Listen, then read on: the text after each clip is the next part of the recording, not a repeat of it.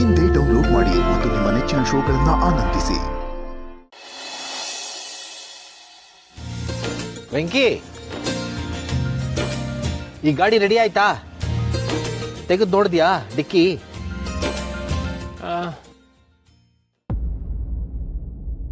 ಯಾಕೋ ಬೇಜಾರು ಮಾಡ್ಕೊಂಡಿದ್ಯಾ? ಏನಾಯ್ತು?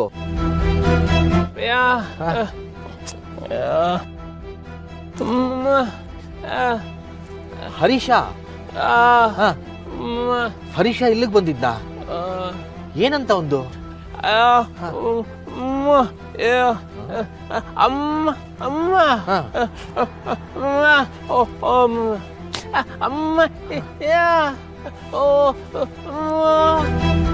ಅಮ್ಮ ದುಡ್ಡು ಕೊಡೋದು ಬೇಡ ಅಂದ್ಲ?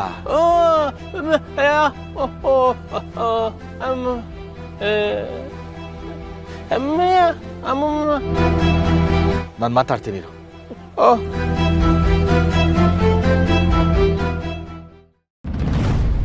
ಲಕ್ಷ್ಮಿ, ನೀರೇನಾದ್ರೂ ಬೇಕಾ? ತಗೊಂಬರ್ಲ? ಬೇಡ. ಹರೀಶ ಎಲ್ಲ ಬಂದಿದ್ನ?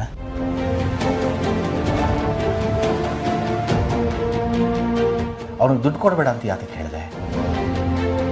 ನಾನು ಇಷ್ಟು ದಿನ ಕೋರ್ಟು ಕಚೇರಿ ಅಂತ ಓಡಾಡಿಕೊಂಡು ಅವ್ರಿಗೆ ಬುದ್ಧಿ ಕಲಿಸ್ಬೇಕು ಅಂತ ಹೋರಾಟ ಮಾಡ್ತಿರೋದನ್ನೆಲ್ಲ ಒಂದು ಮಾತಲ್ಲಿ ವ್ಯರ್ಥ ಮಾಡಿದೆ. ನಮ್ಮ ಮಾತಕ್ಕಂತೂ ಬೆಲೆ ಕೊಡಲಿಲ್ಲ. ಪೊಲೀಸು ಕೋರ್ಟ್ಕಾರು ಹೆದರುಕೊಂಡು ಸರಿ ದಾರಿಗೆ ಬರಲಿ ಅಂತ ನಾನು ಪ್ರಯತ್ನ ಮಾಡ್ತಾ ಇದ್ರೆ ನೀನೇ ಈಗ ಸೋಮಾರಿತನದಿಂದ ಜೀವನ ಮಾಡೋದಕ್ಕೆ ದಾರಿ ಮಾಡಿಕೊಡ್ತಾ ಇದ್ದೀನಿ. ಹಾಗಲ್ಲ ರೀ, ಪಾಪ ಅವನಿಲ್ಲಿ ಬಂದು ಕಣ್ಣೀರು ಹಾಕ್ಕೊಂಡು ದುಃಖ ಪಟ್ಕೊಂಡ. ಅದನ್ನು ನೋಡ್ಲಾರ್ದೆ ದುಡ್ಡು ಕೊಡೋದು ಬೇಡ ಅಂತ ಹೇಳಿದೆ. ಇನ್ಮೇಲೆ ಅವ್ನ ಕೆಲ್ಸಕ್ಕೆ ಹೋಗ್ತಾನಂತೆ ರೀ. ಅವ್ನು ಖಂಡಿತ ಬದಲಾಗ್ತಾನೆ. ಲಕ್ಷ್ಮಿ, ಅವನು ಅಷ್ಟು ಸುಲಭವಾಗಿ ಬದಲಾಗುವಂಥವನಲ್ಲ. ಯಾಕ್ರಿ ಹೀಗೆ ಹೇಳ್ತಿದ್ದೀರಾ? ನೋಡಿ, ಅವನು ಖಂಡಿತ ಬದಲಾಗ್ತಾನೆ ಅನ್ನೋ ನಂಬಿಕೆ ನನಗಿದೆ. ಅದು ಅಲ್ಲದೆ ಅವನು ದುಃಖ ಪಡ್ತಾ ಇದ್ರೆ ಅದನ್ನು ನೋಡಿ ಅವನ ಹೆಂಡ್ತಿನೂ ದುಃಖ ಪಡ್ತಾಳೆ. ಅದನ್ನೆಲ್ಲ ನೆನೆಸ್ಕೊಂಡಾಗ ನಂಗೆ ಸಂಕಟ ಆಯಿತು.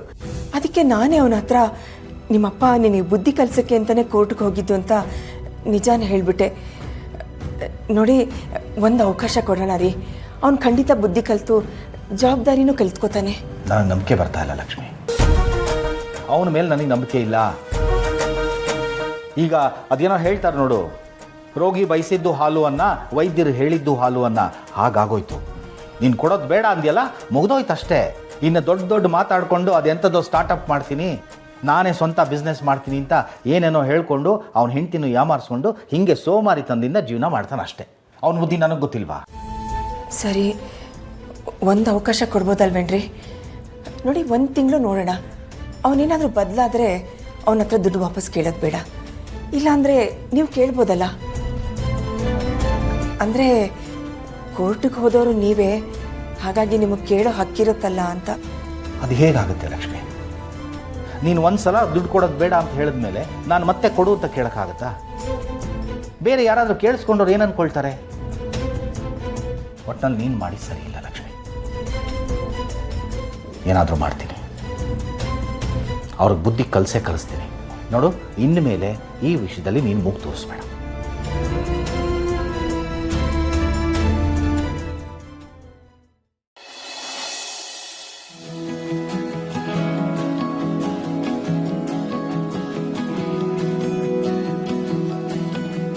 ಏನ್ರಿ, ಒಳ್ಳೆ ಎಣ್ಣೆಲಿ ಸೀದೋಗಿರೋ ಬೋಂಡಾ ಥರ ಮುಖ ಮಾಡ್ಕೊಂಬಂದಿದ್ದೀರಾ? ಏನಾಯ್ತು? ಇನ್ನೇನಿರುತ್ತೆ, ಇದಾರಲ್ಲ ನಿಮ್ಮ ಅತ್ತೆ ಮಾವ, ಅವರು ಮನುಷ್ಯರಲ್ಲ ಕಣೆ. ಈ ರಕ್ತ ಹೀರೋ ಜಿಗಣೆಗಳ ಥರ ಆಡ್ತಾರೆ. ಮತ್ತೆ ಶುರುವಾಯ್ತಾ ನಿಮ್ಮದು? ಅವ್ರ ಬಗ್ಗೆ ಮಾತಾಡದೆ ಹೋದರೆ ನಿಮಗೆ ತಿಂದಿರೋ ಅನ್ನ ಜೀರ್ಣ ಆಗಲ್ಲ. ಏನಾಯ್ತು ಈಗ? ಆಗಿರೋದು ನನಗಲ್ಲ ಕಣೆ, ಅವರಿಗೆ. ದುಶ್ಮನ್ ಕಿದಾರೆ ಅಂದರೆ ಬಗಲ್ ಮೇ ಅನ್ನೋ ಹಾಗೆ ಅಪ್ಪ ಅಮ್ಮನ ಹೆಸರಲ್ಲಿ ನನ್ನ ಶತ್ರುಗಳ ಥರ ಕಾಣ್ತಿದ್ದಾರೆ. ಈ ಬೇಡದೇ ಇರೋ ಬಿಲ್ಡಪ್ ಎಲ್ಲ ಬಿಟ್ಬಿಟ್ಟು ವಿಷಯ ಏನು ಅಂತ ಹೇಳಿ. ನಾನು 2 ಲಕ್ಷ ಕೊಟ್ಟನಲ್ಲ, ಆಗ ಸ್ವಲ್ಪನೂ ಯೋಚನೆ ಮಾಡದೆ ದುಡ್ಡು ತಗೊಂಡ್ರು. ಅದು ತಪ್ಪಲ್ವಾ? ಅದು ಹೆಂಗ್ರಿ ತಪ್ಪಾಗುತ್ತೆ? ಅವರು ನಿಮ್ಮ ಮೇಲೆ ಕೇಸ್ ಹಾಕಿರೋದೆ ದುಡ್ಡುಗೋಸ್ಕರ ಅಲ್ವಾ? ಅಂದಮೇಲೆ ಅವ್ರು ಬೇಡ ಅಂತ ಯಾಕೆ ಹೇಳ್ತಾರೆ? ಇಷ್ಟಕ್ಕೂ ಅವ್ರು ಹಿಂಗೆಲ್ಲ ಆಡೋ ಥರ ಮಾಡ್ಕೊಂಡಿದ್ದು ನೀವೇ ಅಲ್ವಾ? ಹೌದು ಕಣೆ, ಎಲ್ಲ ನಾನೇ ಮಾಡಿರೋದು. ಆ ಹರೀಶ ಏನೂ ಮಾಡಿಲ್ಲ ಅಲ್ವಾ? ಯಾಕೆ? ಅವ್ನು ಚಿಕ್ಕ ಮಗ ಅಂತ ಅವನ ಪ್ರೀತಿ ಜಾಸ್ತಿನಾ? ಅದಕ್ಕೆ ಅವ್ರ ಹತ್ರ ದುಡ್ಡು ಕೊಡೋದು ಬೇಡ ಅಂತ ಹೇಳಿದ್ದಾರೆ. ನನ್ನ ಹತ್ರ ಮಾತ್ರ ದುಡ್ಡು ತೊಗೊಂಡಿದ್ದಾರೆ. ಅದು ತಪ್ಪಲ್ವಾ? ಅದಕ್ಕೆ ನನಗೆ ಸಿಟ್ಟು ಬಂದಿರೋದು. ಈಗ ಇದನ್ನೆಲ್ಲ ನಿಮ್ಗೆ ಹೇಳಿದ್ಯಾರು? ಹರೀಶನೇ ಕಣೆ, ಅವನೇ ಹೇಳಿದ್ದು. ಅವನು ಅಮ್ಮನ ಹತ್ರ ಮಾತಾಡಕ್ಕೆ ಹೋಗಿದ್ದಾನೆ. ತನ್ನ ಕಷ್ಟನೆಲ್ಲ ಹೇಳ್ಕೊಂಡು ನನಗೆ ದುಡ್ಡು ಕೊಡೋಕ್ಕಾಗಲ್ಲ ಅಂತ ಹೇಳಿದ್ದಾನೆ.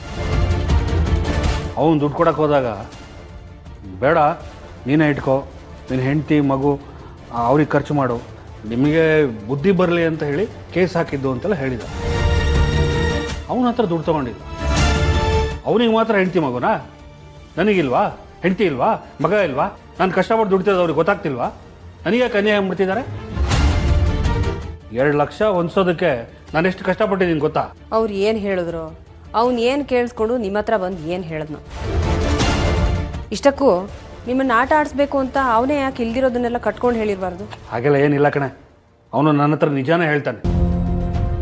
ನಾನು ಮನೆ ಕಟ್ಸಿದ್ದೀನಲ್ಲ, ಅದು ಅವರಿಗೆಲ್ಲ ಹೊಟ್ಟೆವ್ರಿ. ಲೋನ್ ಮಾಡಿದ್ದೀನಲ್ಲ, ಅದನ್ನು ತೀರಿಸ್ಬೇಕು ಕಣೆ. ನಿನಗೆ ಗೊತ್ತಿಲ್ಲದಾಗೆ ಎಷ್ಟು ಕಡೆ ಬಡ್ಡಿಗೆ ದುಡ್ಡು ತಂದು ನಿಂಗೆ ಗೊತ್ತಾ? ಅದನ್ನೆಲ್ಲ ತೀರಿಸೋದು ಯಾವಾಗ? ಮೇಲ್ಗಡೆ ಮನೆಗೆ ಬಾಡಿಗೆಗೆ ಇನ್ನೂ ಯಾರೂ ಬಂದಿಲ್ಲ. ಅಕಸ್ಮಾತ್ ಅದನ್ನು ಲೀಸಿಗೆ ಕೊಡಬೇಕು ಅಂತಾದರೆ ಅವ್ರ ಹತ್ರ ದುಡ್ಡು ಇಸ್ಕೊಂಡಿರ್ತೀವಲ್ಲ, ಅವ್ರು ಬಿಟ್ಟು ಹೋಗ್ಬೇಕಾದ್ರೆ ಅದನ್ನು ಕೊಡಬೇಕಲ್ಲ. ಅದನ್ನು ಎಲ್ಲಿಂದ ಹೋಲಿಸ್ಲಿ ನಾನು? ಇದೆಲ್ಲ ಯೋಚನೆ ಮಾಡಿದ್ಯಾ? ಏನೋ ಆರಾಮಾಗಿರೋಣ ಅಂತ ಈ ಮನೆಗೆ ಬಂದರೆ ಒಂದಲ್ಲ ಒಂದು ರಗಳೆ. ಆಯಿತು ಬಿಡ್ರಿ. ಆ 2 ಲಕ್ಷ ಎಲ್ಗೋ ಹೋಯಿತು ಅಂತ ಯಾಕೆ ಅನ್ಕೋತೀರಾ? ನಿಮ್ಮ ಅಪ್ಪ ಅಮ್ಮನಿಗೆ ತಾನೇ ಕೊಟ್ಟಿದ್ದೀರಾ. ಅವ್ರ ಹತ್ರನೇ ಸೇಫಾಗಿರುತ್ತೆ ಬಿಡಿ. ಒಂದೇನಾದರೂ ಒಂದು ದಾರಿ ಸಿಗುತ್ತೆ. ಈಗ ನೀವು ಇದನ್ನೆಲ್ಲ ಯೋಚನೆ ಮಾಡಿಕೊಂಡು ಮನೆಗೆ ಬೇಕಾಗಿರೋ ದಿನಸಿ ತರದೇ ಇರಬೇಡಿ. ತೊಗೊಳ್ಳಿ, ಇದಿಷ್ಟು ಲಿಸ್ಟು, ಹಬ್ಬಕ್ಕೆ ಬೇಕಾಗಿರೋ ದಿನಸಿ. ಏನಾಯ್ತು ಇಷ್ಟುದ್ದ? ಒಳ್ಳೆ ಆಂಜನೇಯನ ಬಾಲ ಥರ ಬಂದಿದೆಯಲ್ಲ. ಇಷ್ಟುದಲ್ಲಿ ಇಷ್ಟು ಅಂದರೆ ಏನ್ರಿ ಅರ್ಥ? ಬರ್ತಾ ಇರೋದು ದಸರಾ ಹಬ್ಬ. ದೊಡ್ಡದಾಗಿ ಹೊಸದಾಗಿ ಮನೆ ಕಟ್ಸಿದ್ದೀವಿ. ಹಬ್ಬನ ಧಾಮ್ ಧೂಮ್ ಅಂತ ಮಾಡದೇ ಇದ್ರೆ ನಿಮ್ಮ ಮರ್ಯಾದೆ ಏನಾಗ್ಬೇಡ ಹೇಳಿ. ಇರೋದನ್ನು ಒರೆಸಿ ಅದಕ್ಕೆ ಅರಿಶಿನ ಕುಂಕುಮ ಹಚ್ಚಿದ್ರೆ ಅದೇ ಬೇಡ ಅನ್ನುತ್ತಾ? ಅದೆಂಗ್ರಿ ಆಗುತ್ತೆ? ಹಬ್ಬ ಅಂದಮೇಲೆ ಹೂವು ಕಾಯಿ ಹಣ್ಣು ಹಂಪಲು ಎಲ್ಲ ಚೆನ್ನಾಗಿರಬೇಕು. ಆ ಮನೇಲಿರೋವಾಗ ಅತ್ತೆ ಮಾವ ತಮ್ಮ ಹತ್ರ ದುಡ್ಡು ಇರಲಿ ಇಲ್ಲದೆ ಇರಲಿ ಎಲ್ರಿಗೂ ಹೊಸ ಬಟ್ಟೆ ಕೊಡಿಸೋರು. ಈಗ ನಮ್ಮ ಹತ್ರ ದುಡ್ಡಿದೆಯಪ್ಪ, ಒಂದು ಜೊತೆ ಹೊಸ ಬಟ್ಟೆ ಕೊಂಡ್ಕೊಳ್ದಿದ್ರೆ ಹೇಗ್ರಿ ರೀ? ಏನು ಬೇಡ ಕಣೆ, ಸುಮ್ಮನೆ ಕೈ ಮುಗಿದ್ರಾಯ್ತು ಸಾಕು. ನೀವು ಬೇಕಿದ್ರೆ ಹಾಗೆ ಮಾಡಿ, ಸುಮ್ಮನೆ ಕೈ ಮುಗ್ಕೊಂಡು ಕೂತ್ಕೊಳ್ಳಿ. ನನಗೆ ನನ್ನ ಮಗನಿಗೆ ಮಾತ್ರ ಹೊಸ ಬಟ್ಟೆ ಬೇಕೇ ಬೇಕು. 2 ಲಕ್ಷನೇ ಹೊಂದ್ಸ್ಕೊಟ್ಟಿರೋರಿಗೆ ಒಂದು 5,000 ಯಾವ ಲೆಕ್ಕ ರೀ? ನಾನು ಹೇಳೋದು ನಾನು ಹೇಳಿದ್ದೀನಿ, ಉಳಿದಿದ್ದು ನಿಮಗೆ ಬಿಟ್ಟಿದ್ದು.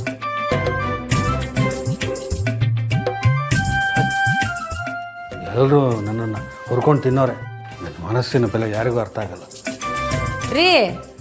ಯಾವ ಸಿನಿಮಾ ಡೈಲಾಗ್ ಅದು? ಯಾವ ಸಿನಿಮಾದು ಅಲ್ಲ ಕಣೆ, ನನಗೆ ನಾನು ಹೇಳ್ಕೊತಾ ಇರೋದು.